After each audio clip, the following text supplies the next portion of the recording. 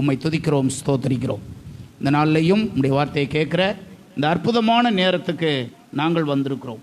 ஆண்டவர் எங்களோடு கூட பேசுவீராக, உடைய வார்த்தைகளை அனுப்பி தருவீராக, உதவி செய்வீராக. இயேசுவின் நாமத்தில் ஜெபிக்கிறோம் பிதாவே, ஆமேன், ஆமேன், ஆமேன். உட்காருவோம். என்னோடு கூட வெளிப்படுத்தின விசேஷம் புஸ்தகத்தை எடுத்துக்கொள்ளுங்கள். அதில் உள்ள 21வது அதிகாரத்தை எடுத்துக்கொள்ளுங்கள். வெளிப்படுத்தின விசேஷத்தின் புஸ்தகம் 21ஆம் அதிகாரத்தை எடுத்துக்கொள்ளுங்கள். நாம் எல்லாரும் 2 வசனத்தை சத்தமாக வாசிக்க போகிறோம். சத்தமாக நாம் எல்லாரும் வாசிக்க போகிறோம். முதல் வசனத்தையும் 2வது வசனத்தையும் 9வது வசனத்தையும், இந்த 3 வசனத்தை நாம் எல்லாரும் இணைந்து சத்தமாக வாசிக்க போகிறோம். வாசிப்போமா? பின்பு நான் புதிய வானத்தையும் புதிய பூமியையும் கண்டேன். முந்தின வானமும் முந்தின பூமியும் ஒளிந்து போயின, சமுத்திரமும் இல்லாமல் போயிற்று. யோவானாகிய நான் புதிய எருசலேம் ஆகிய பரிசுத்த நகரத்தை தேவனிடத்திலிருந்து பரலோகத்தை விட்டு இறங்கி வர கண்டேன். அது தன் புருஷனுக்காக ஆயத்தமாக்கப்பட்ட மணவாட்டியைப் போல ஆயத்தமாக்கப்பட்டிருந்தது. 9வது வசனத்தை வாசிக்கலாமா எல்லாரும்? பின்பு கடைசியான 7 வாதைகளால் நிறைந்த 7 கலசங்கள் உடைய அந்த 7 தூதரில் ஒருவன் என்னிடத்தில் வந்து, நீ இங்கே வா, ஆட்டுக்குட்டியானவருடைய மனைவியாகிய மணவாட்டியை உனக்கு காண்பிக்கிறேன் என்று சொல்லி பெரிதும் உயரமுமான ஒரு பர்வதத்தின் மேல் என்னை ஆவியிலே கொண்டு போய் தேவனுடைய மகிமையை அடைந்த எருசலேம் ஆகிய பரிசுத்த நகரம் பரலோகத்தை விட்டு தேவனிடத்திலிருந்து இறங்கி வருகிறதை எனக்கு காண்பித்தான். யோவானுக்கு தேவன் காண்பித்த தரிசனத்தை இந்த இடத்துல நாம் வாசிக்கிறோம். யோவான் பத்மதீவிலே நாடு கடத்தப்பட்டான். அப்பொழுது அவனுக்கு வயது 90 வயது.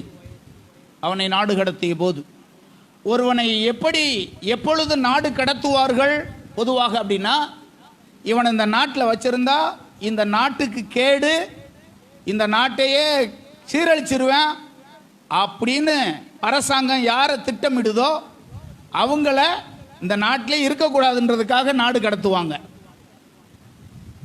அப்போ வாழ்ந்ததான ரோம அரசாங்கம் இந்த தேவ மனுஷனை பார்த்துச்சு, இந்த மனுஷனை இங்கே விட்டோம்னா இவன் நாட்டே கெடுத்துருவேன் என்று சொல்லி இவனை நாடு கடத்தும்படி ஆள் நடமாட்டம் இல்லாத பத்மதீவில் கொண்டு போய் போட்டான்.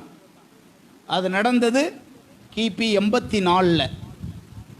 இந்த கிபி 84 டொமிசியன் என்கிற ரோம சக்கரவர்த்தி இந்த யோவானை பத்மதீவில் கொண்டு போய் போட்டான்.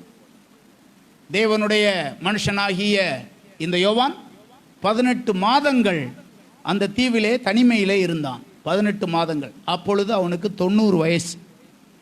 90 வயதிலேயும் அவன் ஊழியம் செய்தான் என்று நாம் அறிந்து கொள்கிறோம். அந்த தேசத்திலே ஒரு பெரிய தாக்கத்தை அவன் ஏற்படுத்தினான் என்று அறிந்து கொள்கிறோம். 90 வயதிலேயும் அரசாங்கம் அவனை கண்டு பயப்பட்டது என்று அறிந்து கொள்கிறோம். ராஜா அவனை கண்டு பயந்தான். அந்த அளவுக்கு அவன் தன்னுடைய ஊழியத்தை 90 வயதிலேயும் நிறைவேற்றினான் என்று நாம் அறிந்து கொள்கிறோம். இவனை கண்டதான இவனுடைய ஊழியத்தை கண்டதான அந்த சக்கரவர்த்தி, இவன் இங்கே இருந்தால் தொடர்ந்து இவன் ஊழியம் பண்ணுவேன், ஜனங்களுக்கு இந்த இயேசுவை குறித்து அறிவிப்பான் என்று சொல்லி இவனை நாடு கடத்தினான். யோவான் இதை எழுதும்போது 1ஆம் அதிகாரம் 9ஆம் வசனத்தில் இப்படி எழுதுவார். 1:9 வாசிங்க அந்த வசனத்தை. உங்கள் சகோதரனும் இயேசு கிறிஸ்துவின் நிமித்தம் வருகிற உபத்திரவத்திற்கும் அவருடைய ராஜ்யத்துக்கும் அவருடைய பொறுமைக்கும் உங்கள் உடன் பங்காளனுமாயிருக்கிற யோவானாகிய நான் வேத வசனத்தின் நிமித்தமும் இயேசு கிறிஸ்துவின் சாட்சி நிமித்தமும் பத்மு என்னும் தீவிலே நான் இருந்தேன். நான் அங்கே போய் இருந்ததுக்கு என்ன காரணம்? சுற்றுலாவாக வரவில்லை. நான் போய் அங்கே இருந்ததுக்கு காரணம் என்ன?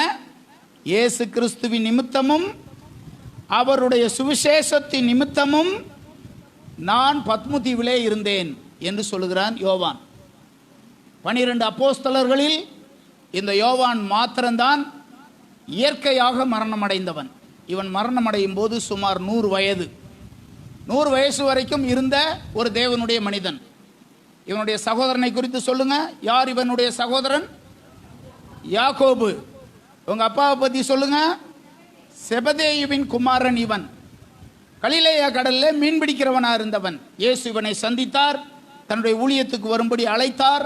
பிற்பாடு 12 அப்போஸ்தலர்களில் ஒருவனாக ஆண்டவர் இவனை தெரிந்து கொண்டார். வேதத்திலே 5 புஸ்தகங்களை இவன் எழுதினான். யோவான் சுவிசேஷம், 1 யோவான், 2 யோவான், 3 யோவான், வெளிப்படுத்தின விசேஷம் ஆகிய இவைகளை அவன் எழுதினான்.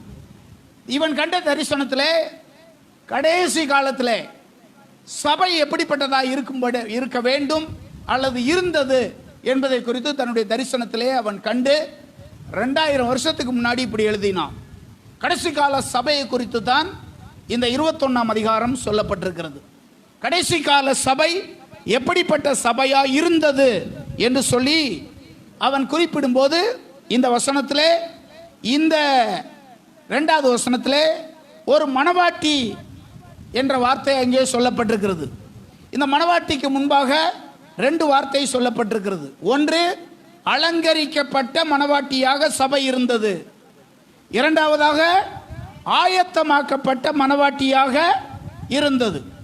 வசனம் 9 தூதன் யோவானை நோக்கி, நீ இங்கே வா, ஆட்டுக்குட்டியானவருடைய மனைவியாகிய மணவாட்டியை நான் உனக்கு காண்பிக்கிறேன் என்று சொல்லி புதிய எருசலேமாகிய ஒரு நகரத்தை அவனுக்கு காண்பிப்புகிறதை இந்த இடத்திலே படிக்கிறோம். அது நகரம் என்று சொல்லாமல் பரிசுத்த நகரம் என்று அங்கே சொல்லப்பட்டிருக்கிறது.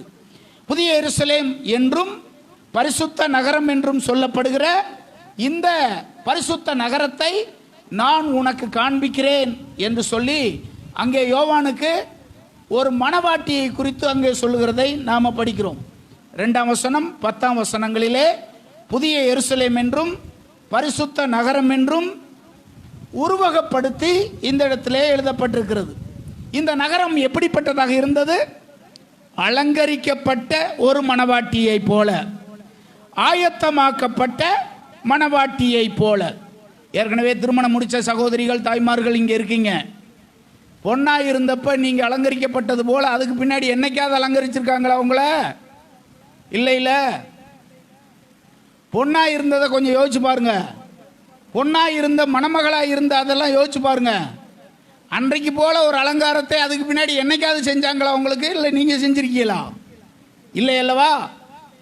அந்த இடத்துல சொல்லப்பட்டிருக்கிறது, சபையானது அலங்கரிக்கப்பட்ட ஒரு மணவாட்டியை போல, ஆயத்தமாக்கப்பட்ட ஒரு மணவாட்டியை போல இருந்ததாக யோவான் தன்னுடைய தரிசனத்திலே இந்த இடத்துல சொல்லுகிறதை கவனிக்கிறோம்.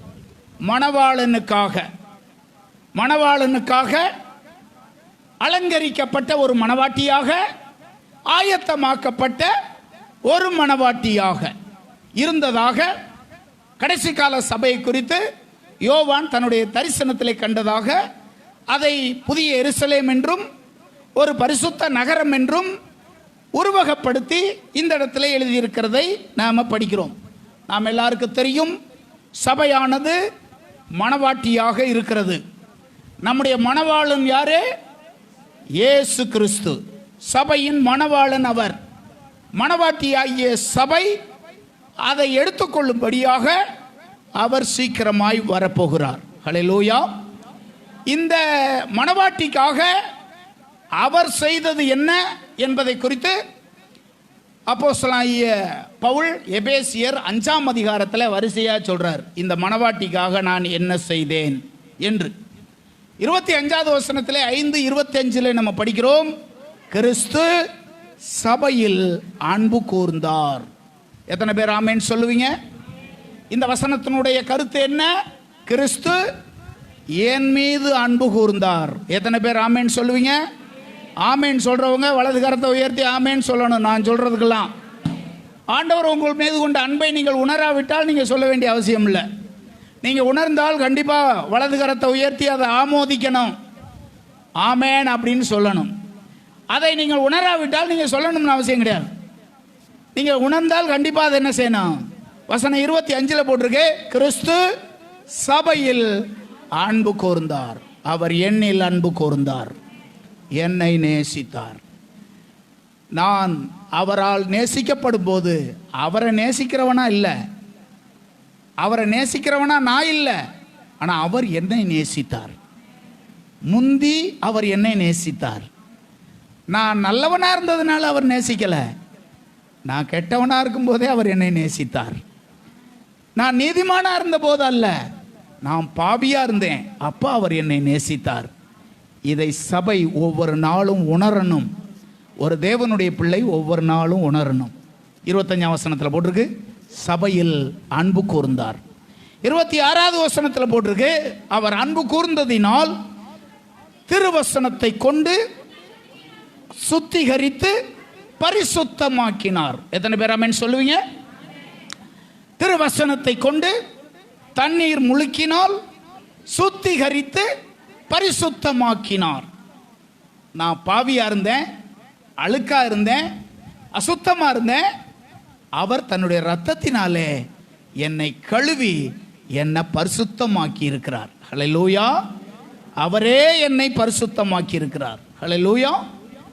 அடுத்தபடியாக 29வது வசனத்திலே நம்ம படிக்கிறோம், கர்த்தர் சபையை போஷித்து காப்பாற்றி வருகிறார். இந்த மணவாளன் இந்த மணவாட்டிக்கு என்னென்ன செய்கிறார்னு பாருங்க. ஒன்று, அன்பு கூர்ந்தார். இரண்டாவது, கழுவி பரிசுத்தமாக்கினார்.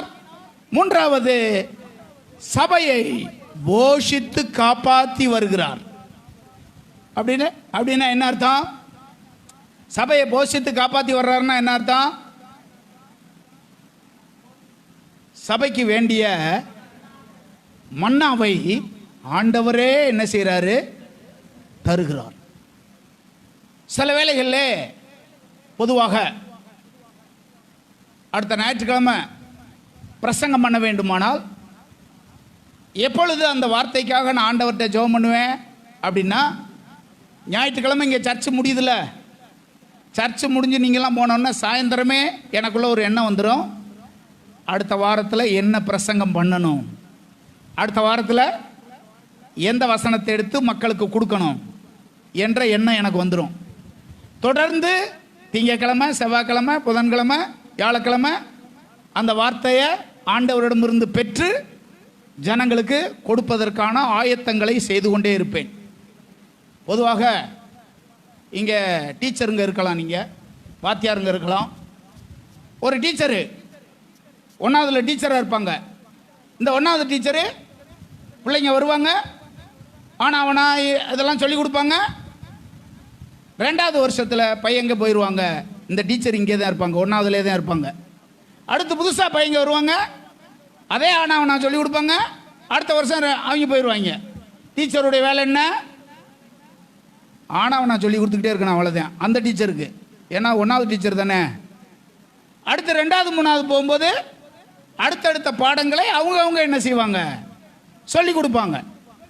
காலேஜில் வர்ற பையனுக்கு ஆவணா அப்படின்னு சொல்லி கொடுத்தா அவர் என்ன நினைப்பாரு? இப்போ சபையில் எப்படி இருக்குன்னா, காலேஜில் இருக்கிற பையனும் இங்கே இருக்காரு, 1ஆவதுல படிக்கிற பையனும் இங்கே இருக்காரு. அவருக்கும் பாடம் சொல்லி கொடுக்கணும், இவருக்கும் பாடம் சொல்லி கொடுக்கணும். நீங்களும் நானும் அறிந்திருக்கிறபடி இது மனுஷனால கூடாது, இது அவர்தான் செய்ய முடியும்.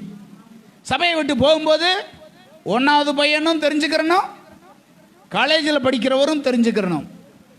2 பேருமே சொல்லணும், ஆண்டவர் என்னோடு இன்னைக்கு பேசினார் என்று இந்த பையனும் சொல்லணும், அந்த பையனும் சொல்லணும். இதை மனுஷனால கூடாதுங்க, தேவனால தான் நிச்சயமாக கூடும். சில நேரத்தில் நானே ஆச்சரியப்படுவேன். ஒவ்வொரு வாரமும் புது புது வார்த்தைகளை, வெளிப்பாடுகளை கர்த்தர் கொடுக்கும்போது எனக்கே அது பரவசமாக இருக்கும், எனக்கே ஆச்சரியமாக இருக்கும்.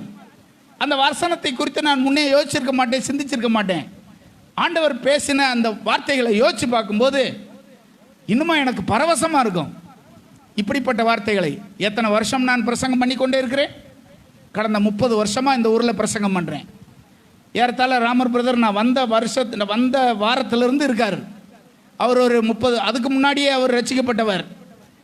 அவர் 40 வருஷம் விசுவாசியாக கூட இருக்கலாம். நான் வர்றதுக்கு முன்னாடி 10 வருஷம் 5 வருஷத்துக்கு முன்னாடி கூட அவர் ரட்சிக்கப்பட்டிருக்கலாம். அதே போல் ஐயா பெரியவர் ஐயா சின்னசாமி ஐயா பின்னாடி உட்கார்ந்துருக்கார். நான் வர்றதுக்கு முன்னாடி இவங்கெல்லாம் இயேசுவை ஏற்றுக்கொண்டு இருந்தவங்க, அவங்களாம் இருக்காங்க. அதை தொடர்ந்து 20 வருஷத்துக்கு உள்ளவங்க நீங்கள் இருக்கீங்க, 10 வருஷத்தில் உள்ளவங்க இருக்கீங்க, 5 வருஷத்தில் உள்ளவங்க இருக்கீங்க, சமீபத்தில் ஞானஸ்தானம் எடுத்தவங்க இருக்கீங்க. எல்லாரையும் ஒரே இடத்துல வச்சு சாப்பாடு கொடுக்கணும்னா இது எல்லாராலையும் முடியாது. எல்லாரையும் திருப்திப்படுத்துவது அவர் ஒருவரே.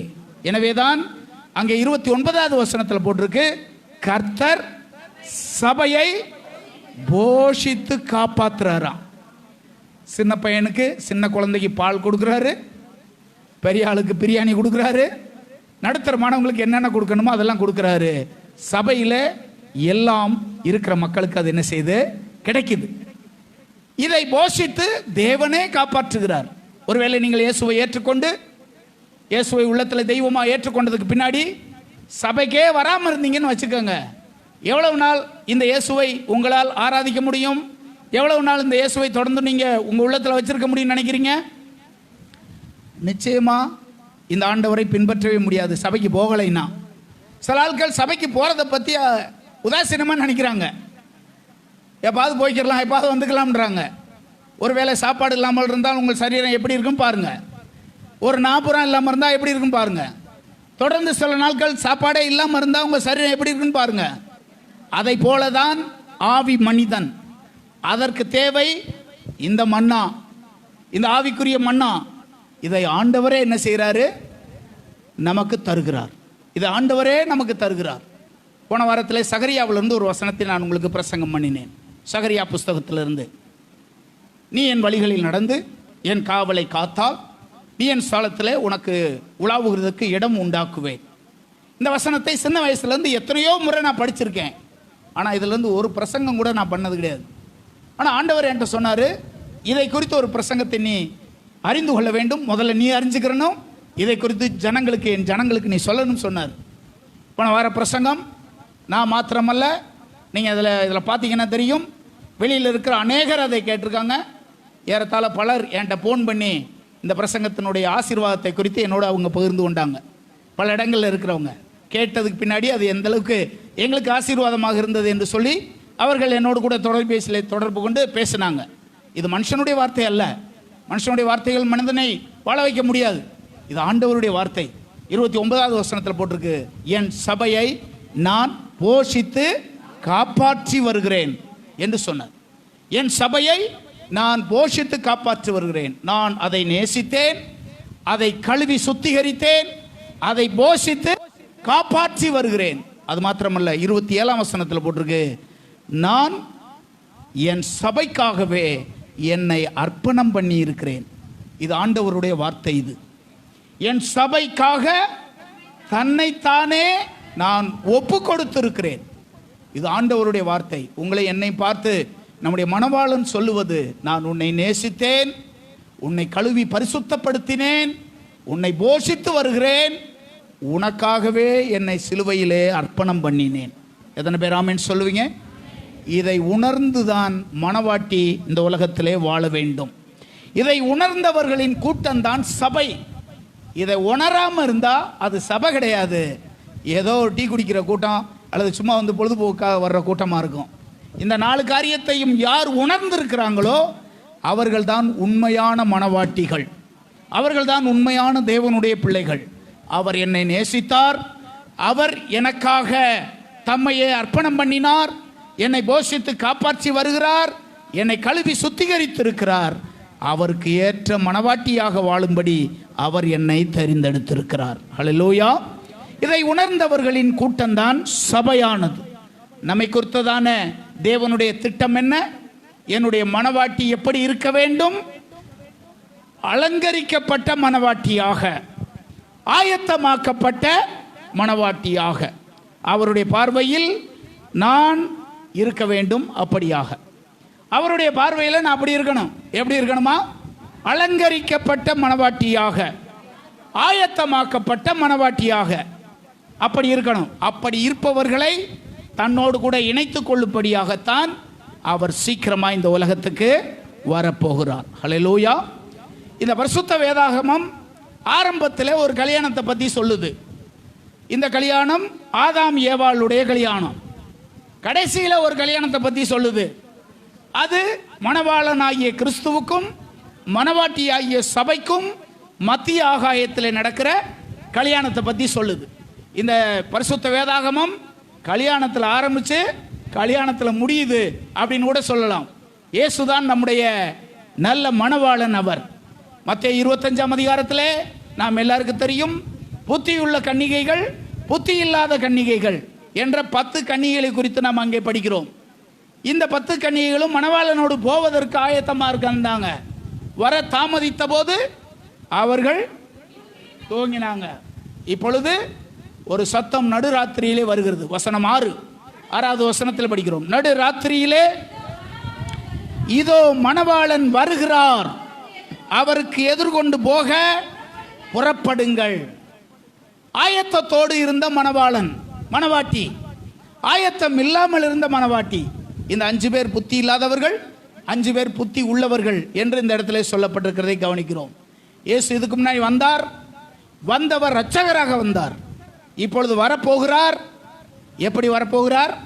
மணவாளனாக இயேசு வரப்போகிறார். அப்படியானால் மணவாட்டியாகிய சபையானது எப்படி இருக்கணும்னு ஆண்டவர் எதிர்பார்க்கிறார்னா, அலங்கரிக்கப்பட்ட, ஆயத்தமாக்கப்பட்ட மணவாட்டியா சபை என்ன செய்யணும்? இருக்கணும். சபை அப்படிப்பட்ட சபையா இருந்தால், இதோ மணவாளன் வருகிறார் என்ற ஒரு சத்தம் வரும்போது சந்தோஷமாய் அந்த அவரோடு கூட பிரவேசிப்பதற்கான தகுதியை பரிபூரணமாய் நீங்கள் பெற்றிருப்பீர்கள். யாருக்கு அந்த தகுதி என்றால், அலங்கரிக்கப்பட்டு ஆயத்தத்தோடு கூட இருக்கிற மணவாட்டிக்கு. நான் இந்த 2 காரியத்தை குறித்து உங்களோடு பகிர்ந்து கொள்ளும்படி விரும்புகிறேன் சுருக்கமாக. ஒன்று, அலங்காரம் என்றால் என்ன, அதை எப்படி செய்வது ஆவிக்குரிய ரீதியிலே, அதை குறித்து இந்த வேதம் என்ன சொல்லுகிறது. 2வது, ஆயத்தம், அது எப்படிப்பட்ட ஆயத்தத்தோடு கூட இருக்க வேண்டும். இந்த 2 குறிப்புகளை சொல்லி ஜெபம் பண்ணி முடிக்கும்படி விரும்புகிறேன். அலங்காரம், வேதத்தை படித்தவங்க சொல்லுங்க. பைபிளில் முதல்ல அலங்காரம் என்ற வார்த்தை எங்கே இருக்கு? முதல்ல யாருக்காவது ஞாபகம் இருக்கா?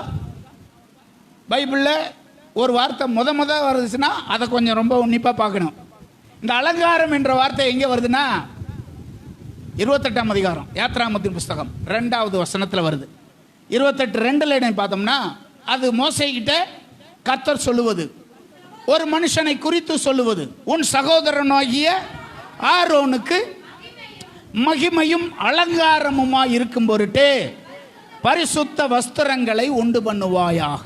இதுதான் பைபிளில் அலங்காரம் என்ற வார்த்தை முதல்ல வர்ற இடம்.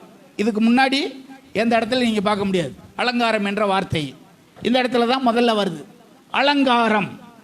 உன் சகோதரனாகி ஆரோனுக்கு மகிமையும் அலங்காரமுமாய் இருக்கும்படிக்கு. அலங்காரம் என்று வரும்போதே அடுத்து என்ன தெரியுமா வருது? வஸ்திரம். ஒரு மணமகளுக்கு ஒரு திருமண வீட்டில், திருமண ஒரு மணவரையிலே முதல்ல சிறப்பாய் கவனிக்கப்படுவது, பொண்ணு என்ன சேலை கட்டிட்டு வந்துச்சு, அது எப்படி இருந்துச்சு. அப்படியே மேலோட்டமாக பார்க்குறவங்க இருக்காங்க, போய் தொட்டு பார்க்குறவங்க இருக்காங்க, தடவி பார்க்குறவங்க இருக்காங்க, பொண்ணை பார்க்குறவங்க இருக்காங்க, எவ்வளவு அது ரேட்டு பேசுகிறவங்க இருக்காங்க. இதெல்லாம் அங்கே பார்ப்பாங்க. அந்த ஒரு நாள் என்ன செய்வாங்க? பார்ப்பாங்க. அலங்காரம் என்று வரும்போது வஸ்திரம் அங்கே குறிக்கப்பட்டிருக்கிறதை இந்த இடத்துல படிக்கிறோம். இதை குறித்து அந்த இடத்துல போட்டிருக்கு பரிசுத்த வஸ்திரம் அப்படின்னு போட்டிருக்கு. அப்படிதான் என்ன போட்டிருக்கு? உன் சகோதரனாகி ஆரோனுக்கு அலங்காரமாக இருக்கும்படிக்கு பரிசுத்த வஸ்திரங்களை உண்டு பண்ணுவாயாக அப்படின்னு போட்டிருக்கு. இந்த பரிசுத்த அலங்காரம் என்பதை குறித்து நாம் எல்லாருக்கும் தெரியும். பைபிளில் பல இடங்களில் அதை குறித்தெல்லாம் சொல்லப்பட்டிருக்கிறதை கவனிக்கிறோம். 1 நாளாகமத்தின் புஸ்தகம் 16ஆம் அதிகாரம் 29வது வசனம்.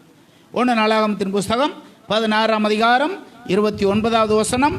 சங்கீதம் 29ஆம் சங்கீதம் 2வது வசனம். 96ஆம் சங்கீதம் 9வது வசனம். இந்த வசனம் இந்த 3-4 வசனத்தில் ஒரே வசனம், ஒரே மாதிரியே போட்டிருக்கு. அது என்ன வசனம்? அது பரிசுத்த அலங்காரத்துடனே கர்த்தரை தொழுது கொள்ளுங்கள். இந்த பரிசுத்த அலங்காரம் என்று வரும்போது கர்த்தரை தொழுது கொள்ளுவது அங்கே வருகிறது. தொழுது கொள்ள ஒருவன் வருகிறான் என்றால் அவன் எப்படிப்பட்ட ஆயத்தத்தோடு அலங்காரத்தோடு வர வேண்டும் என்று இந்த இடத்துல போட்டிருக்கு. உண்மையிலேயே இந்த வஸ்திரம், இந்த அலங்காரம் பைபிளில் போட்டிருக்கு. நீங்களும் நானும் பெற்றுக்கொண்ட மேலான ரட்சிப்புக்கு அடையாளமாக இது சொல்லப்பட்டிருக்கு. மேலான ரட்சிப்புக்கு அடையாளமாக இது சொல்லப்பட்டிருக்கிறது.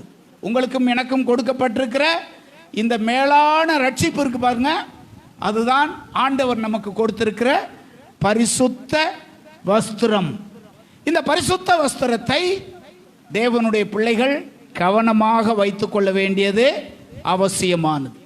பரிசுத்த அலங்காரத்துடனே கர்த்தரை தொழுது கொள்ளுங்கள் என்று சொன்ன மாத்திரத்தில் இந்த உலகம் முழுவதும் ஒரு சபை இருக்கு.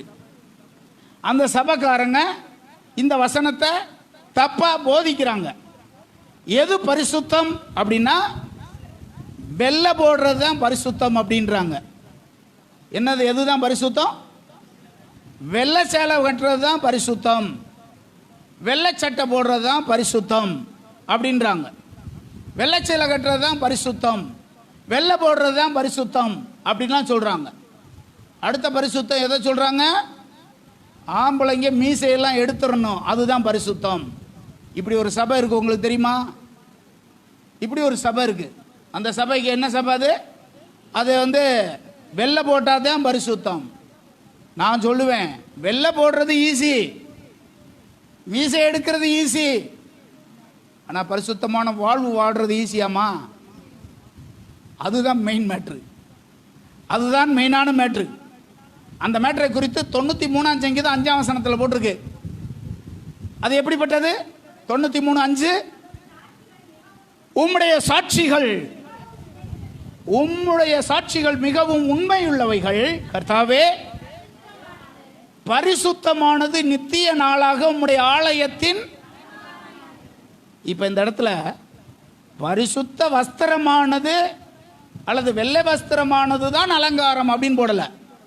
வெள்ளை வஸ்திரம் தான் அலங்காரம் என்று சொல்லாமல் பரிசுத்தமானது தான் அலங்காரம் அப்படின்னு போட்டிருக்கு. உண்மையாகவே நாம் அலங்காரமா இருக்கிறோம் என்றால் நாம் எப்படி இருக்கணும்னு எதிர்பார்க்கிறாரு? பரிசுத்தம் உள்ளவர்களாக இருக்க வேண்டும் என்பதுதான் தேவன் எதிர்பார்க்கிற ஒரு அலங்காரம். நம்மிடத்தில் அவர் எதிர்பார்க்கிற ஒரு அலங்காரம் அது. ஒருவன் தன்னை எப்படி அலங்கரித்துக் கொள்ள முடியும்? நீதிமொழிகள் 3:1 வாங்க. நீதிமொழிகள் 3:1 வாங்க. என் மகனே, என் போதகத்தை மறவாமல் உன் இருதயம் என் கட்டளைகளை காக்க கடவது. என் மகனே, என் போதகத்தை மறவாமல் உன் இருதயம் என்னுடைய கட்டளைகளை காக்க கடவது. அப்படி இருந்தால் நீ எப்படிப்பட்டவனாய் மாறுவாய் அப்படின்னா 22வது வசனம் பாருங்க. அவைகள் உன் ஆத்துமாவுக்கு ஜீவனும் உன் கழுத்துக்கு அலங்காரமுமா இருக்கும். ஒரு தேவனுடைய பிள்ளையை அலங்காரப்படுத்துவது எது? அந்த முதல் வசனத்தில் போட்டிருக்கிறது, என் கட்டளைகளை நீ ஏற்றுக்கொண்டு நடந்தால், என் கற்பனைகளின்படி உன் இருதயத்தை அதற்கு சாய்த்து என் கட்டளைகளை நீ காத்து கொண்டிருந்தால், அப்படிப்பட்டவனை நான் பார்க்கும்போது என் பார்வையில் எப்படி இருக்கின்றாரு? உன்னை அலங்காரமா நான் பார்க்கிறேன் அப்படிங்கிறார். என் கட்டளைகளை ஒருவன் கடைப்பிடித்து நடந்தால் அவன்தான் அலங்கரிக்கப்பட்ட மனவாட்டி, அவன்தான் அலங்காரமான மனவாட்டி. இந்த ரட்சிப்பை நீங்கள் பெற்றிருந்தால் நிச்சயமாக அது உங்களை இந்த உலகத்திலிருந்து வேறு பிரித்து காண்பிக்கும். ரட்சிக்கப்பட்டவர்களுக்கும் ரட்சிக்கப்படாதவர்களுக்கும் உள்ள வித்தியாசம் என்ன தெரியுமா? இந்த ரட்சிக்கப்பட்ட பிள்ளைகளை இந்த உலகத்திலிருந்து வேறு பிரித்து காண்பிப்பது அவர் நமக்கு கொடுத்திருக்கிற அந்த ரட்சிப்பின் வஸ்திரம். அந்த ரட்சிப்பின் வஸ்திரத்தை நம்ம பரிசுத்தமாக காத்து கொள்ள வேண்டும் என்று வேதத்திலே கட்டளைகள் நமக்கு சொல்லப்பட்டிருக்கிறது. இந்த உண்மையாய் ரட்சிக்கப்பட்டவங்க உலகத்தில் வேறுபட்டவர்கள். அவங்களுக்கு இந்த உலகம் பல்வேறு பேர் வைக்கும். அந்த பேர் என்ன தெரியுமா? உங்களை பார்த்து இந்த இயேசு வருது அப்படின்ட்டோம். உங்களை பார்த்தோன்னே என்ன சொல்ல? சில ஆட்கள் உங்களை இயேசுன்னு சொல்லுவாங்க, சில ஆட்கள் உங்களை லூசுன்னு சொல்லுவாங்க. இது ரெண்டு சொட்டினாலும் நீங்கள் கவலைப்படக்கூடாது. அது உண்மையிலே பார்க்குறதா அவங்க சொல்கிறாங்க, அவ்வளோதான். உங்களை பார்க்குறவங்க இதை கண்டிப்பாக சொல்லுவாங்க. லூஸாக இருந்தால் தானே லூசுன்னுவாங்க, ஏசாக இருந்தால் ஏசுன்னு சொல்லுவாங்க. சில ஆட்கள் லூசுன்னு சொல்லுவாங்க, சில ஆட்கள் ஏசுன்னு சொல்லுவாங்க. நீங்கள் எதுலேயுமே வருத்தப்படக்கூடாது. அதுக்காக கர்த்தருக்கு சோத்திரம் பண்ணணும். நம்ம சிலர் அல்லேலூயாண்டுவாங்க, சிலரில் சோத்திரம்டுவாங்க. ஏதாவது ஒன்று இந்த உலகம் என்ன செய்யும்? ரட்சிக்கப்பட்டவர்களுக்கும் ரட்சிக்கப்படாதவங்களுக்கும் இருக்க வித்தியாசம் அதுதான். நம்மளை பார்த்த உடனே அவங்களுக்கு தெரிஞ்சிடும். நம்மளை பார்த்த உடனே வேறு பிரித்து நம்மை காண்பிக்கும். யோசேப்பை அவர்கள் சகோதரர்கள் எல்லாரும் பகைத்ததுக்கான காரணம் என்ன? அவனுக்கு கிடைத்த அந்த பலவர்ண வங்கி, பலவர்ண அங்கி, பலவர்ண வஸ்திரம். அது இந்த பலவர்ண வஸ்திரத்தை பார்த்த உடனே அவங்க எல்லாரும் என்ன பண்ணாங்களாம்? அது நிமித்தமாக பகைத்தாங்க. 37:3 ஆதியாகமத்தில் இதை குறித்து நம்ம படிக்கிறோம். 37:3 இஸ்ரவேலின் முதிர் வயதிலே யோசேப்பு தனக்கு பிறந்தபடியினாலே அவர் தன்னுடைய குமாரன் எல்லாரிலும் அதிகமாய் அவனை நேசித்து அவனுக்கு பலவர்ண அங்கியை செய்வித்தான். எத்தனை பேர் சொல்லுவீங்க? இந்த உலகத்திற்கான எல்லாரிலும் நீர் என்னை நேசித்தீர் என்று நான் அறிவேன். இந்த உலகத்திற்கான எல்லாரிலும் நீர் என்னை அதிகமாய் நேசித்தீர். என்னை நேசித்ததுனால தான் இந்த ரட்சிப்பின் வஸ்திரத்தை எனக்கு தந்திருக்கிறீர். அது மற்றவர்களிடமிருந்து என்னை வேறுபடுத்தி காண்பிக்கிறது. மற்றவர்கள் என்னை பகைப்பதற்கு அதுவே காரணமாக இருக்கிறது. அதுக்காக ஸ்தோத்திரம். நான் அப்படிப்பட்ட நிலைமையிலே வாழாமல் என்னை வேறுபிரித்து கொண்டு வந்து என்னை நேசித்து கொண்டு வந்தீரே, உமக்கு ஸ்தோத்திரம் ஆண்டவரே. அவர் எப்படிப்பட்ட மணவாட்டியை சேர்த்து கொள்ளும்படி வருகிறார்? அலங்கரிக்கப்பட்ட மணவாட்டியை சேர்த்து கொள்ளும்படி வருகிறார். ஆயத்தமாக்கப்பட்டிருக்கிற மணவாட்டியை சேர்த்து கொள்ளும்படி அவர் வருகிறார். அதற்காக அவர் செய்த ஆயத்தங்கள் 7. மணவாட்டியை தன்னுடைய இல்லத்தில் கொண்டு போய் வைப்பதற்கு முன்பாக மணவாட்டிக்காக அவர் 7 ஆயத்தங்களை அவர் பண்ணியிருக்கிறார். அல்லேலூயா. அந்த 7 ஆயத்தத்தையும் சீக்கிரமாக நான் வரிசையாக சொல்லிட்டு மணவாட்டி செய்ய வேண்டிய 7 ஆயத்தங்களையும் பிற்பாடு நான் சொல்லி ஜெபம் பண்ணி முடிக்கும்படி விரும்புகிறேன். நமக்காக அவர் செய்த ஆயத்தங்கள் என்ன? நீங்களே சொல்லுங்கள். உனக்காக அவர் என்ன ஆயத்தம் பண்ணியிருக்காரு? பரலோகத்தை ஆயத்தம் பண்ணியிருக்கிறார். வாசஸ்தலத்தை ஆயத்தம் பண்ணியிருக்கிறார். ராஜ்யத்தை ஆயத்தம் பண்ணியிருக்கிறார். ராஜா சொல்லுப்பா. அப்படி ஒன்றும் என் கண்ணுக்கு தென்படலையே பாஸ்டர், அப்படி ஒன்றும் தெரியல எனக்கு அப்படின்னு எதுவும் சொல்கிறீங்களா? மணவாளனுக்கு நீங்கள் ஆயத்தமாக வேண்டுமானால் எனக்கான ஆயத்தத்தை அவர் என்ன செஞ்சிருக்காருன்னு தெரிஞ்சாதான் நாம் அதுக்கான ஆயத்தத்தை நாம் உடையவர்களாக நாம் இருப்போம். ஹல்லேலூயா. இப்பொழுது 25ஆம் அதிகாரத்தை எடுத்துக்கொள்ளுங்கள். மத்தேயு சுவிசேஷம் 25ஆம் அதிகாரம் 34வது வசனத்தை பாருங்கள். அப்பொழுது ராஜா தன்னுடைய வலது பக்கத்தில் நிற்பவர்களை பார்த்து, வாருங்கள், என் பிதாவினால் ஆசீர்வதிக்கப்பட்டவர்களே, உலகம் உண்டானது முதல் கொண்டு உங்களுக்காக ஆயத்தமாக்கப்பட்ட ராஜ்யத்தை சுதந்தரித்துக் கொள்ளுங்கள். உங்களுக்காக ஆயத்தமாக்கப்பட்ட ஒரு ராஜ்யம். ஒரு ராஜா வருகிறார் என்றால், ஒரு முதலமைச்சர் வர்றாரு, ஒரு பிரதமர் வர்றாருன்னா அவர் உடனடியாக வர முடியாது. அதற்காக மக்கள் ஓட்டு போட்டு அதற்காக அந்த ஓட்டெல்லாம் எண்ணி அவருக்கு அந்த சீட்டை என்ன செய்யணும்? கொடுக்கணும். அவருக்கு எல்லா மக்களும் அதுக்கான சீட்டில் உட்காருவதற்காக அனுமதி கொடுக்குறோம் நம்ம. அதுதான் நம்ம போடுற ஓட்டு. யார் உட்காரணுன்ற அனுமதியை யார் கொடுக்கறது? நம்ம எல்லாரும் சேர்ந்து அவங்களுக்கு கொடுக்குறோம். அதுதான் நம்ம பண்ணுற ஆயத்தம். அவங்களுக்கு ஆயத்தம் பண்ணி கொடுக்குறோம் நம்ம. இதை போலவே இந்த உலகத்தில் உள்ள தன்னுடைய மணவாட்டியாகிய சபைக்கு ஆண்டவர் 7 ஆயத்தங்களை பண்ணியிருக்கிறார். 1, நாம் போய் அதில் பிரவேசிப்பதற்கு ஒரு ராஜ்யத்தையே நமக்காக அவர் ஆயத்தம் பண்ணி அவர் வைத்திருக்கிறார். அல்லேலூயா. இந்த ராஜ்யத்தில் உங்களுக்காக எனக்காக ஒரு நகரத்தை நமக்கு ஆயத்தம் பண்ணி அவர் வைத்திருக்கிறார். எபிரேயர் 11ஆம் அதிகாரம் 16வது வசனம், 11ஆம் அதிகாரம் 6வது வசனத்தில் நம்ம படிக்கிறோம்.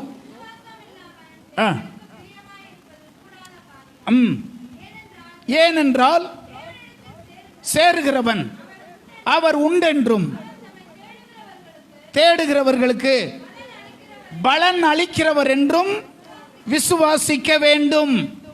எபிரேயர் 13:14 போட்டிருக்கு. நிலையான நகரம் நமக்கு இங்கே இல்லை. வரப்போகிறதையே நாடி தேடுகிறோம். எத்தனை பேர் ஆமென் சொல்லுவீங்க? வரப்போகிறதையே நாம் நாடி தேடுகிறோம். நிலையான நகரம் நமக்கு, ஒரு ராஜ்யம், ஒரு நகரம். யோவான் 14:2 போட்டிருக்கு, அந்த நகரத்தில் உங்களுக்காக ஒரு வீடு. அந்த நகரத்தில் உங்களுக்காக ஒரு வீடு, உங்களுக்காக ஒரு ஸ்தலத்தை, ஒரு வீட்டை உங்களுக்காக நான் ஆயத்தம் பண்ண போகிறேன். நான் போய் உங்களுக்காக ஒரு வீட்டை ஆயத்தம் பண்ண பின்பு நான் வந்து நான் இருக்கிற இடத்துல நீங்களும் இருக்கும்படி நான் மறுபடியும் வந்து உங்களை என்னிடத்தில் சேர்த்து கொள்ளுவேன். அமெரிக்காவில் பில்லி கிரகாம் அப்படிங்கிற ஒரு தேவனுடைய மனுஷன் இருந்தார்.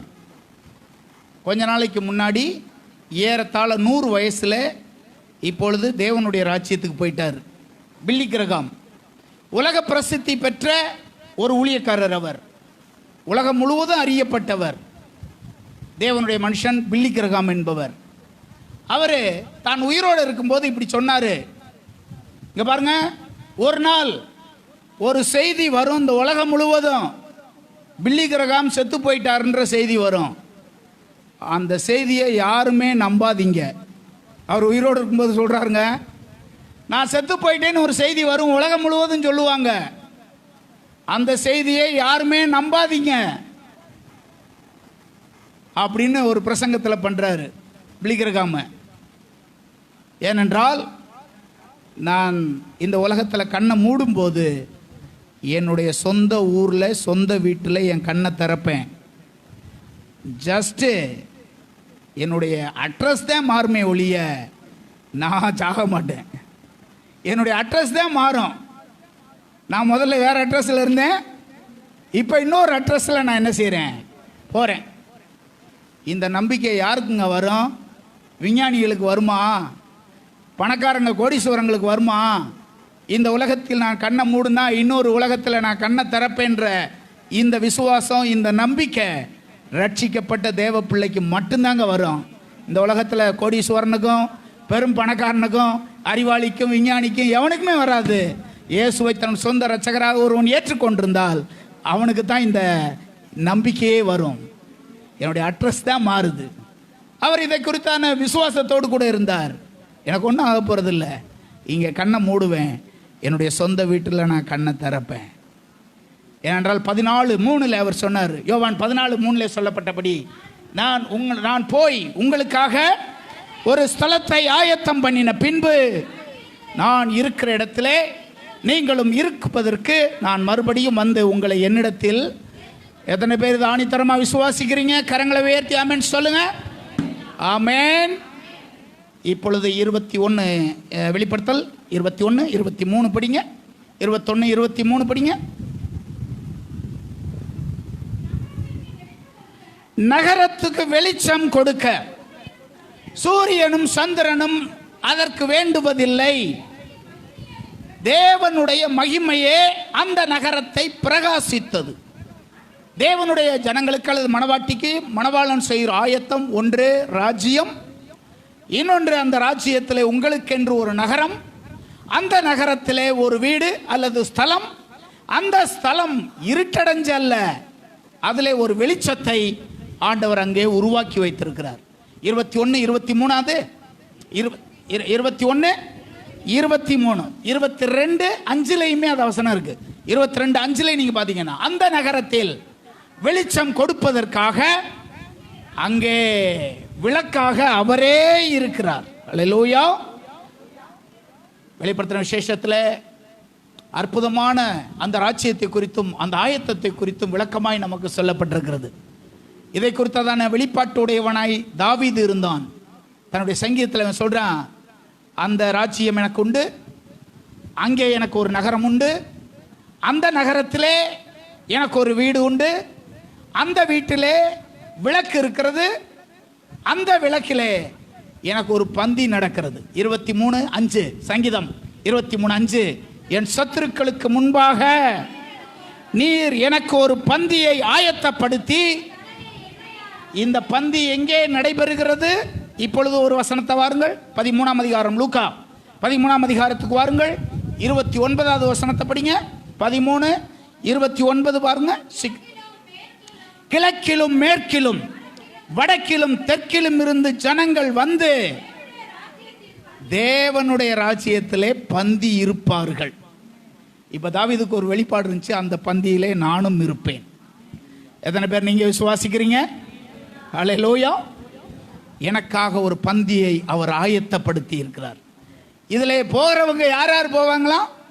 கிழக்கிலும் மேற்கிலும் தெற்கிலும் வடக்கிலும் இருந்து ஜனங்கள் வந்து தேவனுடைய அந்த ராஜ்யத்திலே அவர்கள் பந்தி இருப்பார்கள்.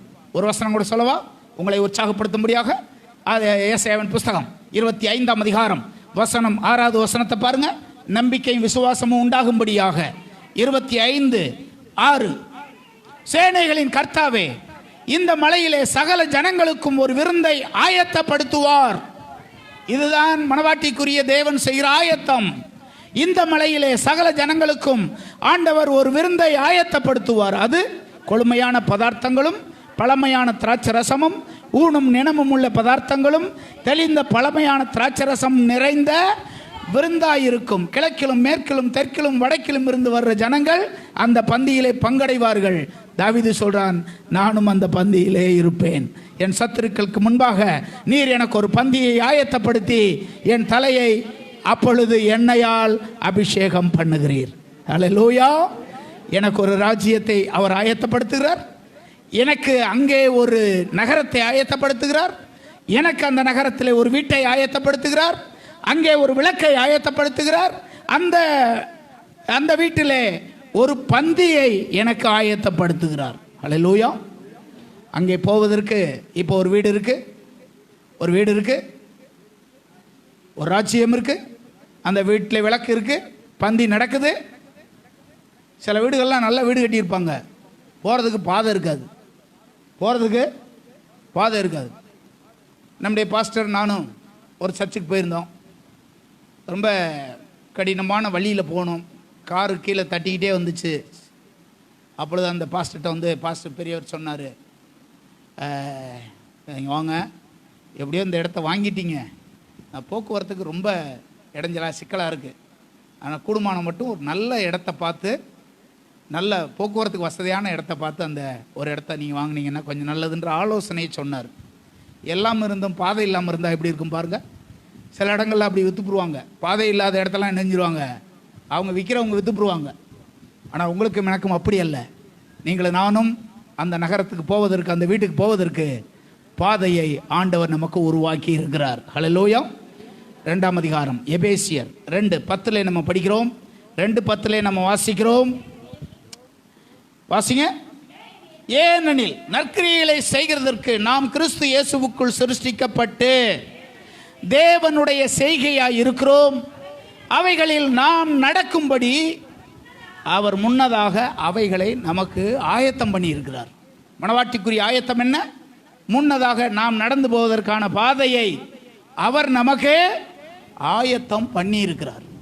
நமக்கு ஒரு ராஜ்யம், அங்கே ஒரு ஸ்தலம், அங்கே ஒரு நகரம், ஒரு ஸ்தலம், அந்த ஸ்தலத்திலே ஒரு வீடு, அந்த வீட்டிலே ஒரு விளக்கு, அந்த வீட்டிலே ஒரு பந்தி, அதுக்கு போவதற்கான பாதை. அது ஏதோ நான் என்னுடைய அறிவில் இந்த நகரத்தை பற்றி படித்ததில் உங்களுக்கு நான் சொல்லியிருக்கேன். என்னுடைய அறிவில் நீங்கள்லாம் ஆண்டவருடைய ராஜ்யத்துக்கு வரும்போது அதை நேரடியாக நீங்கள் பார்க்கும்போது சேபாவின் ராஜஸ்திரி சாலமோன்ட்ட சொன்னது மாதிரி தான் சொல்லுவீங்க. அந்த அம்மா என்ன சொல்லிச்சு? நான் உங்களை பற்றி நிறைய கேள்விப்பட்டேன். 1 ராஜாக்கள் 10ஆம் அதிகாரம். நான் உங்களை குறித்து நிறைய கேள்விப்பட்டேன், உங்களை பார்க்கறதுக்காக வந்தேன். சேபாவின் ராஜஸ்திரி சாலமோன்ட்ட இப்படி கேட்பா, உங்களை பார்க்கறதுக்காக நான் வந்தேன். இப்போ இங்கே பார்த்ததுக்கு பின்னாடி தான் தெரியுது, இங்கே இருக்கிறதுல பாதியை கூட அவங்க எனக்கு என்ன செய்யலை, சொல்லலை. சொல்ல இங்கே இருக்கிற பாதி கூட எனக்கு சொல்லலை. நான் இங்கே பார்க்கும்போது தான் தெரியுது, இவ்வளவு பிரம்மாண்டமாய் நீங்கள் செஞ்சு வச்சிருக்கிற உம்மையும் உன் வேலைக்காரரையும் உன் போஜன பந்தியையும் அங்கே நடக்கிற காரியங்கள் எல்லாவற்றையும் நான் பார்க்கும்போது ஆச்சரியத்தில் பிரமை கொண்டு அப்படின்ற வார்த்தை இருக்கும். வசனம் என்ன? 5வது வசனம். அப்ப 1 ராஜாக்கள் 10ஆம் அதிகாரம் 5ஆம் வசனத்தில் பார்த்தோம்னா, அவள் அங்கே உள்ள அவன் பந்தியின் போஜன பதார்த்தங்களையும் அவன் ஊழியக்காரன் வீடுகளையும் அவன் உத்தியோகஸ்தரின் வரிசையையும் அவன் வஸ்திரங்களையும் அவனுடைய பானபாத்திரக்காரரையும் அவன் கர்த்தருடைய ஆலயத்துக்குள் பிரவேசிக்கும் நடை மண்டபத்தையும் கண்டபோது ஆச்சரியத்தால் பிரமை கொண்டு ராஜாவை பார்த்து இப்படி சொல்றா, உங்களுடைய ராஜ்யத்தை குறித்து நான் என்ன செஞ்சேன்? கேள்விப்பட்டேன். அதெல்லாம் வந்து பார்க்கும்போது எனக்கு தெரியுது, இதுல பாதி கூட நான் என்ன செய்யலை, கேள்விப்படலை. அப்படின்னு அவன் ஆச்சரியப்பட்டது போல நீங்கள் பரலோகத்தில் போய் இப்படி தான் சொல்லுவீங்க. எங்கள் பாஸ்டருக்கு பரலோகத்தை பற்றி சொல்லவே தெரியல. அவருக்கு என்னமோ 1-2 சொன்னார். ஆனால் இங்கே வந்து பார்த்தா தான் தெரியுது, இதில் காவாசியை கூட அவர் என்ன செய்ய மாட்டார். அதனால தான் அப்போஸ்தலனாகிய பவுல் 1 கொரிந்தியர் 7ஆம் அதிகாரமா அதில் இப்படி 1 கொரிந்தியர் 2ஆம் அதிகாரத்தில் இப்படி சொல்லுவார். 1 கொரிந்தியர் 2ஆம் அதிகாரம் 9ஆம் வசனம் 10ஆம் வசனத்தில் பாருங்க, எழுதியிருக்கிறபடி தேவன் தம்மில் அன்பு கூறுகிறவர்களுக்கு, இங்க ஒரு ஆயத்தத்தை பத்தி போட்டிருக்கு பாருங்க, அவர் தம்முடைய ஜனத்துக்காக தன்னுடைய மனவாட்டிக்காக ஆயத்தம் பண்ணினவைகளை எந்த மனுஷனுடைய கண்ணும் அதை பார்த்ததில்லை, எந்த மனுஷனுடைய காதும் அதை குறித்து கேட்டதில்லை, மனுஷனுடைய இருதயத்திலே அது தோன்றினதும் இல்லை. என் மனவாட்டிக்கு அப்படிப்பட்ட ஆயத்தத்தை நான் செய்து வைத்திருக்கிறேன். நீங்களும் நானும் எப்படிப்பட்ட அலங்காரத்தோடு அதை எதிர்நோக்க வேண்டும், எப்படிப்பட்ட அலங்காரத்தோடு நாம் ஆயத்தப்பட வேண்டும். ஹல்லேலூயா. நம்ம ஊரில் ஓடையில் பாலம் கட்டுறாங்க. ஒரு சின்ன ஓடையாக இருக்கும், நடுவில் ஒரு தூண் போட்டிருப்பாங்க, அந்த கரையில் ஒரு தூண், இந்த கரையில் ஓடையில் அப்படி இருக்கும். இன்னும் ஆற்றுக்கு போயிட்டோம்னா இங்கேருந்து 10 தூண் போட்டிருப்பாங்க, 10 தூணுக்கு மேலே ரோடு போகும், அப்படி பார்த்துருப்பாங்க. ஒரு 20 வருஷத்துக்கு முன்னாடி கல்கத்தாவுக்கு போனேன் ஊழியத்துக்கு. கல்கத்தாவுக்கு போனவங்களுக்கு தெரியும், அங்கே ஒரு பெரிய ஆறு போகுது, ஹூக்ளி. அந்த ஆற்றுல நீங்கள் பார்த்தீங்கன்னா தூணே கிடையாது, இடையில எந்த தூணுமே கிடையாது. அந்த கரையில் ஒரு தூணு, இந்த கரையில் ஒரு தூணு, இடையில பார்த்தீங்கன்னா அந்த பாலத்தில் 100-200 கார் போகுது, இடையில தூணே கிடையாது. அதை பார்க்கும்போது ஆச்சரியமாக பார்த்தேன் நான். அந்த பாலத்தில் நடந்து போகும்போது, ஹூக்ளி ஆறில் நடந்து அந்த பாலத்தில் போகும்போது கீழே பார்த்தீங்கன்னா பயங்கரமான வெள்ளம் போய்கிட்டு இருக்கு, 100-200 காரும் விசுவாசத்தில் போய்கிட்டு இருக்கு, இடையில தூணே கிடையாது அந்த ஆற்றுல. ஆச்சரியமாக இருந்துச்சு எனக்கு பார்க்குறதுக்கு. தூணே இல்லாமல் இப்படி கட்டியிருக்காங்க, வெள்ளைக்காரங்க காலத்தில் கட்டியிருக்காங்க, பூராமே இரும்பாலே கட்டியிருக்காங்க. ஏதாவது ஒரு இடத்துல பிடுங்கினாலும் பிடுங்கினது தான், எல்லா காரும் தண்ணிக்குள்ளே விழுந்துடும். ஆனாலும் அவங்க ஆயத்தம் பண்ணியிருக்காங்க. சாதாரண குறைவுள்ள மூளையுள்ள இந்த மனுஷனே இப்படி செஞ்சிருந்தா, சர்வ வல்லமையுடையவர், சர்வ ஞானியானவர், தன்னுடைய மனவாட்டிக்காக அவர் ஆயத்தம் பண்ணினவைகளை எவன் கண்ணும் பார்க்கவும் கிடையாது, எவன் மூளையில் உதிச்சதும் கிடையாது, எவன் இருதயத்திலையும் தோன்றினது கிடையாது. பவுல் தான் அதை எழுதுறாரு. தன்னுடைய மனவாட்டிக்காக அதை அவர் ஆயத்தம் பண்ணியிருக்கிறார். ஹல்லேலூயா. தேவன் தம்மில் அன்பு கூறுகிறவர்களுக்கு, யார் யாரெல்லாம் அவரை நேசிக்கிறாங்களோ அவங்களுக்கு அவர் ஆயத்தம் பண்ணினதை கண் காணவும் இல்லை, காது கேட்கவும் இல்லை, அவைகள் மனுஷனுடைய இருதயத்திலே தோன்றவும் இல்லை. தம்மை நேசிக்கிற பிள்ளைகளுக்கு, மனவாட்டிக்கு அப்படிப்பட்ட ஆயத்தத்தை ஆண்டவர் செய்து வருகிறார். ஹல்லேலூயா. இப்பொழுது மனவாட்டி சில ஆயத்தங்களை, அவர் நமக்காக செய்த ஆயத்தம் இதெல்லாம், நாம் அவருக்காக சில ஆயத்தங்களை உடையவங்களா இருக்கணும். ஏனென்றால் அலங்கரிக்கப்பட்ட மனவாட்டி, ஆயத்தமாக்கப்பட்ட மனவாட்டி, ஆயத்தமாய் நாம் இருக்கணும். சங்கீதம் 5ஆம் அதிகாரம் 5ஆம் சங்கீதம் 3ஆம் வசனத்தில் பார்க்கிறோம் அல்லவா, முதல் ஆயத்தம். 5ஆம் சங்கீதம் 3வது வசனத்தில் படிக்கிறோம், கர்த்தாவே காலையிலே என் சத்தத்தை கேட்டருளுவீர், காலையிலே உமக்கு நேரே வந்து, காலையிலே உமக்கு நேரே வந்து ஆயத்தமாகி காத்திருப்பேன். மனவாட்டியினுடைய ஆயத்தம் 7 ஆயத்தம் இருக்கு. மனவாட்டி இந்த 7 ஆயத்தத்தோடு இருக்கணும். காலையிலே உமக்கு நேரே வந்து என் சத்தத்தை கேட்டொருளி. மணவாளனோடு பேசுகிற பழக்கம் இருக்கணும்.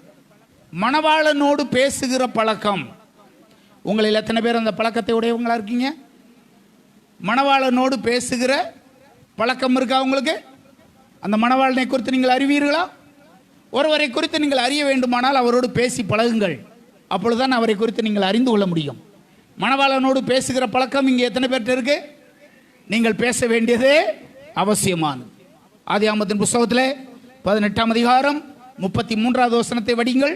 ஆதியாகமம் 18:33 படிக்கிறோம். கர்த்தர் ஆபிரகாமோடு பேசி முடித்த பின்பு போய்விட்டார். ஆபிரகாமும் தன்னுடைய இடத்துக்கு. ஆபிரகாம் தேவனோடு பேசி பழகுகிற ஒரு மனிதன். நீங்கள் அப்படி பழக்கம் இருக்கா உங்கள்கிட்ட? தேவனோடு பேசுகிற பழக்கம் உங்கள்கிட்ட இருக்கா? நீங்கள் தேவனோடு பேசி பழகுகிற அந்த பழக்கத்தை நீங்கள் ஏற்படுத்தி கொள்ள வேண்டியதே அவசியமானது. தேவனோடு பேசுவது. எபேசியர் 6:15 போட்டிருக்கு. அவரை குறித்து பேசுவது. ஒன்று அவரோடு பேசுவது, இரண்டாவதாக அவரை குறித்து பேசுவது. எபேசியர் 6:15 இந்த இடத்துல போட்டிருக்கு பாருங்க. சமாதானத்தின் சுவிசேஷம் என்னும் ஆயத்தம் என்னும் பாதரட்சை. சுவிசேஷம் என்பது என்ன? அவரோடு பேசுவது, இரண்டாவது அவரை குறித்து பேசுவது. சுவிசேஷம் என்பது என்னமா? அவரை பற்றி மற்றவங்கள்ட்ட சொல்றது. அதுதான் சுவிசேஷம். ஒன்று ஒரு பழக்கம் அவரோட பேசுகிற பழக்கம், ரெண்டாவது ஒரு பழக்கம் அவரை பற்றி மற்றவங்கள்ட்ட பேசுகிற பழக்கம். இதெல்லாம் தன்னுடைய பழக்கமாக நாம் ஏற்படுத்தி கொள்ள வேண்டும். 2 தீமோத்தேயு 2:21 சபையானது நற்கிரியைகளை செய்ய ஆயத்தமாக இருக்கணும். எப்போதுமே நற்கிரியைகளை செய்வதற்கு ஆயத்தமாக இருக்கணும். 2 தீமோத்தேயு 2:21, தீத்து 3:1 ஆகிய இந்த 2 வசனத்தில் போட்டிருக்கு. சபையானது நற்கிரியைகளை செய்வதற்கு ஆயத்தமாக்கப்பட்ட கனத்துக்குரிய பாத்திரமா இருக்கணுமா? எந்த நற்கிரியும் செய்வதற்கு ஆயத்தமாக்கப்பட்ட ஒரு தேவனுடைய பிள்ளையாய் இருக்கணும். யாத்ராகமம் 15:2 போட்டிருக்கு. அவர் வந்து வாசம் பண்ணத்தக்க ஏற்ற இடமாக நம்முடைய இருதயத்தை நாம் ஆயத்தப்படுத்திக்கிறோம். அவர் வந்து தங்கத்தக்க அளவுக்கு அவருக்கு ஏற்ற இருதயமாக நம்முடைய இருதயத்தை நாம் ஆயத்தப்படுத்திக்கணும். கர்த்தர் என் பலனும் எனக்கு கீதமுமானவர், அவர் எனக்கு ரட்சிப்புமானவர், அவரே என் தேவன், அவருக்கு வாசஸ்தலத்தை ஆயத்தம் பண்ணுவது. அவருக்கு அந்த காலத்திலே வாசஸ்தலத்தை ஆயத்தம் பண்ணாங்க. ஆனால் இந்த நாளில் தினந்தோறும் எனக்குள்ளே வந்து வாசம் பண்ணத்தக்க அளவுக்கு நான் என்னுடைய இருதயத்தை ஆயத்தம் பண்ணணும். என்னுடைய இருதயத்தை நான் பழைய ஏற்பாட்டிலே ஆசரிப்பு கூடாரம் என்பது அவர் வாசஸ்தலம், அவர் வாசம் பண்ணுகிற இடம். புதிய ஏற்பாட்டிலே அவர் வாசம் பண்ணுவது என்பது, பதில நீங்க சொல்லுங்க. பழைய ஏற்பாட்டில் ஆசரிப்பு கூடாரத்திலே வாசம் பண்ணினார். புதிய ஏற்பாட்டிலே அவர் வாசம் பண்ணுகிற ஸ்தானம் எது? 1 கொரிந்தியர் 3:17, 16, 17, 18 அதில் போட்டிருக்கு. நீங்களே அந்த வாசஸ்தலம், உங்கள் இருதயமே அந்த வாசஸ்தலம். அதில் அவர் வாசம் பண்ணத்தக்க அளவிற்கு அது ஆயத்தம் உள்ளதாக இருக்க வேண்டியது அவசியமான. 34 யாத்ராகமம் 34:2 நம்ம படிக்கிறோம். அவருடைய கட்டளைகளையும் அவருடைய வாக்குத்தத்தங்களையும் பெற்றுக்கொள்வதற்கு எப்போதுமே ஆயத்தமாக இருக்கணும். விடிய காலத்தில் நீ ஆயத்தமாகி சீனாய் மலையில் ஏறி அங்கே மலையின் உச்சியிலே காலமே என் சமூகத்தில் வந்து நில்லு என்று கர்த்தர் அன்னைக்கு மோசேக்கு சொன்னார். அதுக்கு 2 காரணம் இருக்கு. ஒன்று, என் கட்டளைகளை அறிந்து கொள்ளவும், என் வாக்குத்தத்தத்தை அறிந்து கொள்ளவும் நீ ஆயத்தமாகி வந்து என்ன செய்யணும்? நிற்கணும். என் கட்டளைகளையும் நீ ஏற்றுக்கொள்ளணும், என் வாக்குத்தத்தங்களை நீ பெற்றுக்கொள்ளணும். அதற்கு நீ ஆயத்தத்தோடு வந்து தினந்தோறும் என்ன செய்யணும்? நிற்க வேண்டியது அவசியமானது. அது மாத்திரமல்ல, அப்போஸ்தலர் 21:13 நம்ம படிக்கிறோம். கிறிஸ்துவின் நிமித்தமாக எப்பொழுது வேண்டுமானாலும் பாடுபடுவதற்கு ஆயத்தம் உள்ளவங்களாக நாம் இருக்கணும். பவுலினுடைய கச்சையை எடுத்து தன் கைகள் கால்களையும் கட்டி கொண்டு, இந்த கச்சையுடையவன் எருசலேமில் உள்ள யூதர் இவ்விதமாய் கட்டி புறஜாதியார் கையிலே ஒப்புக் கொடுப்பார்கள் என்று பரிசுத்த ஆவியானவர் சொல்லுகிறார் என்று சொல்லப்பட்டிருக்கலவா? அந்த 13வது வசனம் போடுங்க. 21:13 பவுல், உடைந்து போக பண்ணுகிறீர்கள். எருசலேமில் நான் கர்த்தராகிய இயேசு கிறிஸ்துவின் நாமத்துக்காக கட்டப்படுவதற்கு மாத்திரமல்ல, கிறிஸ்துவின் நிமித்தம் பாடுபடுவதற்கு நான் எப்போதும் ஆயத்தமா இருக்கிறேன்னு பவுல் சொல்றார். பாடுகள் துன்பங்கள் சபைக்கு புதிதல்ல, உங்களுக்கும் வரலாம் எனக்கும் வரலாம். ஆனால் அவைகளை சகித்துக்கொள்ள எப்போதும் தேவனுடைய பிள்ளை ஆயத்தமா இருக்கு. கடைசி ஆயத்தம் ஆமோஸ் 4:12 போட்டிருக்கு, என் தேசமே உன் தேவனை சந்திப்பதற்கு ஆயத்தப்படு, அவரை சந்திக்க ஆயத்தப்படு. இத்தனை ஆயத்தங்களோடு நீங்க ஆயத்தத்தோடு கூட நீங்க இருக்கணும். மணவாட்டிக்கு ஒன்று அலங்காரம், அது பரிசுத்தத்தோடு தொடர்புடையது. இரண்டாவது எதிர்பார்ப்போடு காத்திருப்பது அவருடைய வருகைக்கு. இந்த சபையானது அல்லது இந்த மணவாட்டியானது எத்தனை ஆண்டுகளாக அவருடைய வருகைக்கு காத்திருக்கு? சீசர்கள் காத்திருந்தாங்க, அப்போஸ்தலர்கள் காத்திருந்தாங்க, முதலாவது நூற்றாண்டிலே வாழ்ந்தவர்கள் காத்திருந்தாங்க, 5ஆம் நூற்றாண்டிலே, 10ஆம் நூற்றாண்டிலே, 15ஆம் நூற்றாண்டிலே, நாம் இப்போ 20ஆம் நூற்றாண்டு வரைக்கும் இந்த மணவாளனுக்காக சபையானது அதனால தான் அவர் இப்படிப்பட்ட ஆயத்தத்தெல்லாம் செய்கிறார். இந்த மணவாட்டி என்னை நம்பாட்டாலும் சாரி, என்னை பார்க்காட்டாலும் என்னை விசுவாசித்து எனக்காக கிரியை நடப்பிக்கிறது என்று சொல்லி அவருடைய பிரம்மாண்டமான ஆயத்தத்தோடு தம்முடைய மணவாட்டி ஆகிய சபை அவர் சந்திக்க வரப்போறார். இந்த சபையானது அலங்காரத்தோடு ஆயத்தத்தோடு அவருக்கு எதிர்கொண்டு போக நீங்கள் எப்போதும் ஆயத்தமாக இருக்கணும். ஹல்லேலூயா. நாம் வாழ்கிறது கடைசி காலம். முன்னே இருந்தவர்களை விட நாம் இறுதி காலத்தில் இருக்கிறோம். இப்போ இருக்கிற பல காரியங்கள் போன நூற்றாண்டிலே இல்லை. இந்த கடைசியாக இந்த 100 வருஷத்தில் தான் இப்பொழுது மனிதனுடைய கண்டுபிடிப்புகள், அறிவின் பெருக்கம் எல்லாம் வந்தது இந்த 100 வருஷத்துக்குள்ளே தான். 1900க்கு மேலே தான் இந்த உலகத்தில் இருக்கிற எல்லா கண்டுபிடிப்புகளும் இப்போது வந்தது. அதுக்கு முன்னாடி இப்போ இருக்கிற 100 வருஷத்துக்கு முன்னாடி இப்போ இருக்கிற பெரும்பாலான காரியங்கள் இல்லை. பைபிளில் போட்டிருக்கு, கடைசி நாட்களில் அறிவு பெருத்து போகும் இருக்கு. நாம் வாழ்கிற இந்த கடைசி காலத்தில் மணவாளன் வருகிற இந்த நாளில் அவருக்கு பிரியமாய் வாழ்ந்து அலங்கரிக்கப்பட்டவர்களாய் ஆயத்தமாக்கப்பட்டவர்களாய் அவருடைய ராஜ்யத்தை சுதந்திரித்துக் கொள்ள நாம் ரெடியாகவும். மணவாளன் வருகிறார். தேவனுடைய சபையானது எடுத்துக்கொள்ளப்பட வேண்டிய கடைசி நேரத்துக்கு வந்திருக்கிறது. பரிசுத்தமாவோம், பரிசுத்தப்படுத்துவோம். நீங்களும் நானும் அவருடைய வருகைக்கு ஆயத்தமாவோம். ஒரே ஒரு வசனம், 28:2 யாத்ராகமம் முதல்ல படிச்ச அந்த வசனம் தான். 28:2 பாருங்க. உன் சகோதரனாகிய ஆரோனுக்கு மகிமையும் அலங்காரமுமாய் இருக்கும்படிக்கு பரிசுத்த வஸ்திரங்களை உண்டு பண்ணுவாயாக. அதே அதிகாரம் 40ஆம் வசனம் பாருங்க.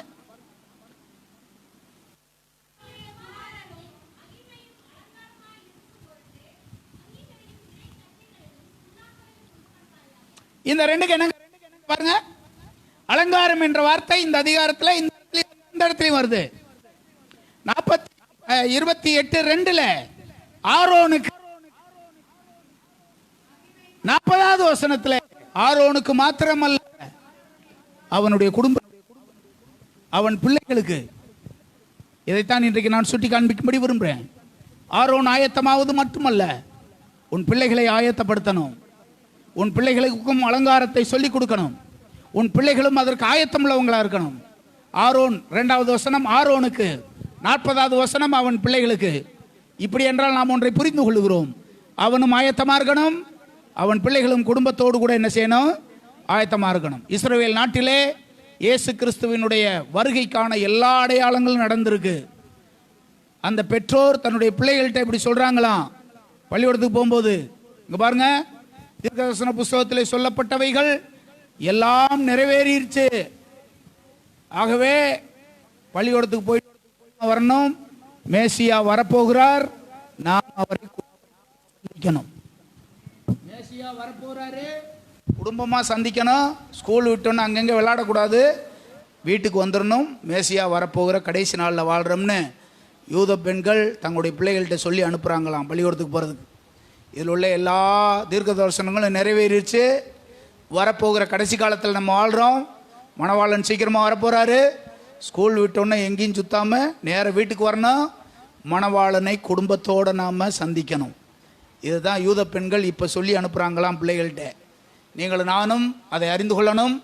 அவருடைய வருகைக்கு நம்மை ஆயத்தப்படுத்தணும். நான் மாத்திரமல்ல, நம்முடைய பிள்ளைகளும் குமாரரும் குமாரத்திகளும் அவருடைய வருகைக்கு ஆயத்தப்பட்டு அலங்கரிக்கப்பட்டவர்களாய் ஆயத்தமாக்கப்பட்டவர்களாய் இருப்போம். தேவன் நமக்கு உதவி செய்வார். ஜெபம் பண்ணலாமா? நாம் எல்லாரும் எழுந்து நிற்கலாம். ஹல்லேலூயா. அன்பின் ஆண்டவரே, பரலோகத்தின் நல்ல தகப்பனே, பரிசுத்தமுள்ள பிதாவே, உம்மை துதிக்கிறோம், ஸ்தோத்தரிக்கிறோம். கர்த்தாதி கர்த்தரும் ராஜாதி ராஜாவுமாய் இருக்கிற உம்மை நாங்கள் போற்றுகிறோம், வாழ்த்துகிறோம். ஆண்டவரே, எங்கள் மீது அன்பு கூர்ந்து எங்களை ரட்சித்தீர்.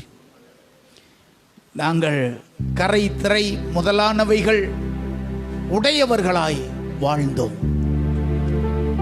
எங்களை உடைய அன்பினாலே கழுவி சுத்திகரித்தீர், பரிசுத்தமாக்கினீர். இத்தனை ஆண்டு காலங்களாய் பரலோகத்தின் மன்னாவால் எங்களை போஷித்து காப்பாற்றி வருகிறீர். எங்களுக்காக முற்று முடிய ஒப்பு கொடுத்திருக்கிறீர். நல்ல மணவாளனே, சீக்கிரமாய் நீர் வரப்போகிறீர். நாங்கள் அலங்காரத்தோடு இருக்கணும், ஆயத்தத்தோடு இருக்கணும். குறைவுகள் மாறணும், கரைதிரை கழுவப்படணும். குறைவுகள் இல்லாமல் போகணும், கரைதிரை எல்லாம் மாறணும். மணவாளனே, இந்த வருகைக்கு நாங்கள் ஆயத்தமாக இருக்கணும். இது வரும்போது எக்கால சத்தம் துணிக்கும். அப்பொழுது மரித்தோர் அழிவில்லாதவர்களாய் எழுந்திருப்பார்கள். உயிரோடு கூட இருக்கிற நாம் எதிர்கொண்டு போவோம் என்று சொல்லப்பட்டிருக்கிறபடி எதிர்கொண்டு போகத்தக்க அளவிற்கு நாங்கள் ஆயத்தத்தோடு இருக்க ஆண்டவரே. நீர் விரும்புகிற பரிசுத்தமும் நீதியும் கரைதரை இல்லாத வாழ்க்கையும் எங்களிலே பெருகட்டும் ஆண்டவரே. அதுவே நீர் எங்களிடத்தில் பார்க்கிற அலங்காரம். இந்த அலங்காரத்தை உடையவர்களா இருக்கணும். வெளிப்படுத்தின விசேஷத்தில் யோவானுக்கு வெளிப்படுத்திய போது அந்த மணவாட்டி அலங்கரிக்கப்பட்ட மணவாட்டியா இருந்துச்சு. அந்த மணவாட்டி ஆயத்தமாக்கப்பட்ட மணவாட்டியா இருந்துச்சு. அந்த மணவாட்டியாய் நான் இருக்கணும் ஆண்டவரே. அந்த மணவாட்டியாய் எங்க சபை இருக்கணும் ஆண்டவரே. இந்த சபையில் இருக்கிற எல்லாரும் அப்படி அலங்கரிக்கப்பட்டவர்களாய் ஆயத்தமாக்கப்பட்டவர்களாய் இருக்கணும் ஆண்டவரே. ஆரோன் மாத்திரமல்ல, ஆரோனும் அவன் குடும்பமும் ஆயத்தமா இருக்கணும் ஆண்டவரே. அலங்காரமா இருக்கணும் ஆண்டவரே. உடைய வருகையிலே நாங்கள் உம்மோடு காணப்பட ஆண்டவரே, நீர் எங்களுக்கு கிருபையும் இரக்கமும் பாராட்டும்படியாக ஜெபிக்கிறோம். கரத்தில் எங்கள் எல்லாரையும் ஒப்பு கொடுக்கிறோம். இந்த நாளையும் எந்த காரியத்தை சொல்லும்படி சொன்னீரோ உடைய ஜனங்களுக்கு நான் அதை சொல்லி இருக்கிறேன். உடைய கிருபையும் இரக்கமும் தயவும் உடைய பிள்ளைகளோடு கூட இருந்து நடத்தட்டும், உதவி செய்யட்டும். இயேசுவின் நாமத்தில் ஜெபிக்கிறோம் ஜீவனுள்ள நல்ல பிதாவே. ஆத்துமாவே கர்த்தரை ஸ்தோத்ரி, முழு உள்ளமே பரிசுத்த நாமத்தை ஸ்தோத்ரி. என் ஆத்துமாவே கர்த்தரை ஸ்தோத்ரி, அவர் செய்த சகல உபகாரங்களையும் மறவாதே. நம்முடைய கர்த்தராகிய இயேசு கிறிஸ்துவின் கிருபையும் பிதாவாகிய தேவனுடைய அன்பும் பரிசுத்த ஆவியானுடைய ஆசீர்வாதமும் இன்றும் என்றும் சதா காலமும் நம்மை விட்டு நீங்காமல் நிலைத்திருப்பதாக. ஹல்லேலூயா, ஹல்லேலூயா, ஹல்லேலூயா. எல்லாருக்கும் ஸ்தோத்திரம். ஆண்டவங்களை ஆசீர்வதிப்பார்.